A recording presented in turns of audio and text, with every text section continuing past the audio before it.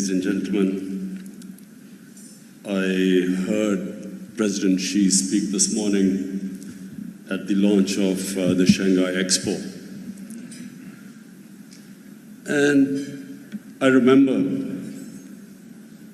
the time when China was a closed society and when US was urging the world to open up their economies, remove the trade barriers. And I saw great irony that now it was China, led by President Xi, asking for free trade, remove protectionism. I'll just give you my take on this from my experience as a sportsman. During my sporting years, I saw two types of sportsmen. One sportsman who was worried about losing,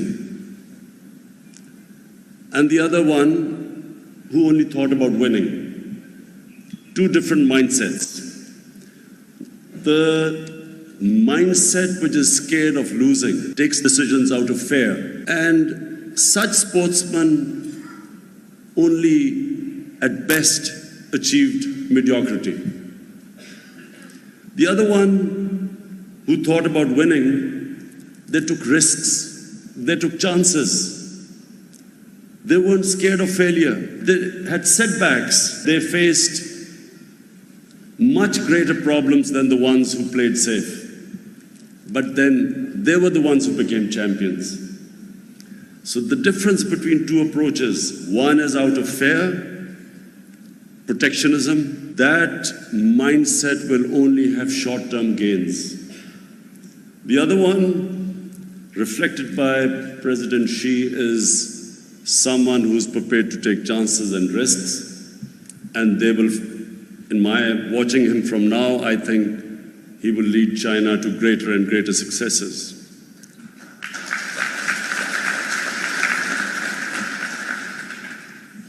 So what can Pakistan learn from the Chinese experience? Number one, there is no substitute to long-term planning. Here is a country in the last 30 years which has achieved, which no country in human history has achieved. And that's because of the leadership has consciously planned for the long term. Where did we go wrong in Pakistan? We had leadership which only planned from one election to the other election. Short-term planning is the main reason why we have not achieved the vast God-given potential to our country.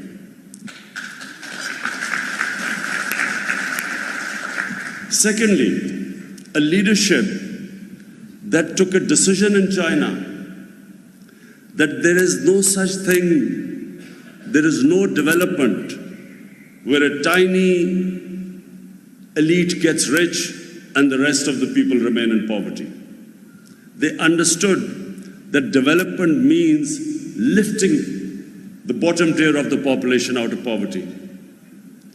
And what they have achieved is really, for me, it is what every human society should aspire to do, to alleviate poverty. 700 million people in 30 years have been taken out of poverty.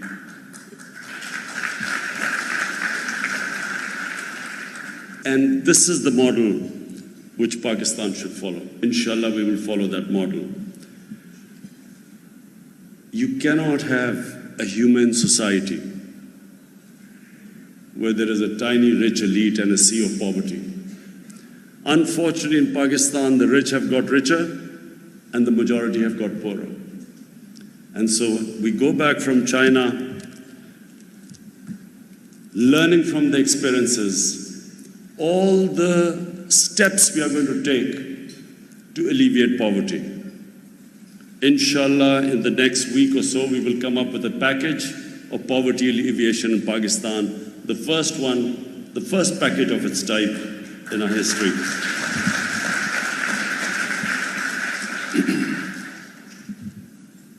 The next thing we learned from the Chinese experience is the importance of skill education, human development, but specifically developing the human beings with purpose, with skills. Initially, from what I can gather, Chinese working overseas were urged to come back. And then students were sent abroad for specific technical education. And this is really the most important thing we need to do in Pakistan. We need to have a population that is skilled.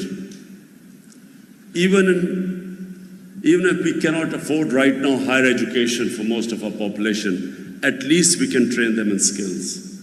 And this is the basis. You cannot industrialize, you cannot go into high-tech industry unless you have skills. We are very fortunate, well, unfortunate in a way because it wasn't intentional, but because we mismanaged our country, a lot of Pakistanis went abroad for education. Today we are fortunate that there are at least 8 to 9 million Pakistanis working abroad. Amongst these Pakistanis, we have skilled workers who have learned abroad skills, even as labor. But then we have businessmen, we have professionals. And so this is what my government will be targeting, trying to get skilled people back into Pakistan, trying to get them to work in developed institutions where we can find employment for them. But above all, we want to invite Pakistani businesses to come back and invest in Pakistan. And then what we learned from the Chinese experience is that their leadership kept evaluating themselves, self-analysis. One of the principles written on the Central Party School of the Communist Party, which I went yesterday, was to correct your mistakes. Learn from your mistakes. No institution, no country can progress which does not learn from its mistakes. If Pakistan had learned from its mistakes, it would not be where it is right now. We kept repeating our mistakes.